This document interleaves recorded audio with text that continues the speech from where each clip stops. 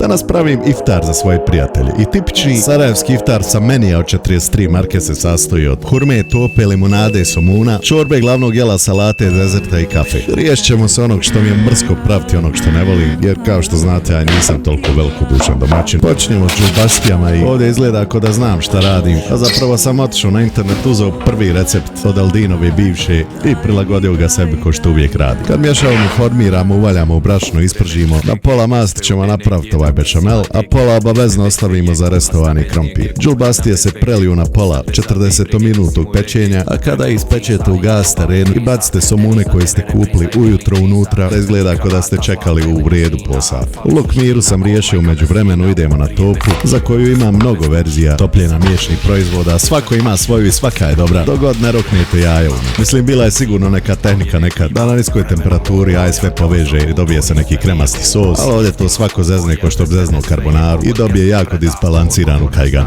Elem ne i se, evo došli su i gosti, pa da serviramo. Nisam navikao na veliku gostiju, vidite na čemu ajda sjedi, ali moram reći da volim ovaj dio godine, kad se druženje s prijateljima i porodicom ne bazira na sjedenje po kafanama, nego za kuhinskim stolom. Svi se malo odreknu nekih poroka, pa i ja djelomično zbog neke psihologije mase. Na kraju mnogi se vrate njima, ali neki ne. U svakom slučaju, osim na psihu, pozitivan efekat dođe i do fizičkog zdravlja. Svaki iftar se naravno završi kafom i obezbijedio sam im i dezert. I usput ja jednom iskoristio taktiku prevare koju mnogi koriste. Bitno je da su svi sretni i zadovoljni sa velikim porcijama hrane i sa velikim porcijama priče.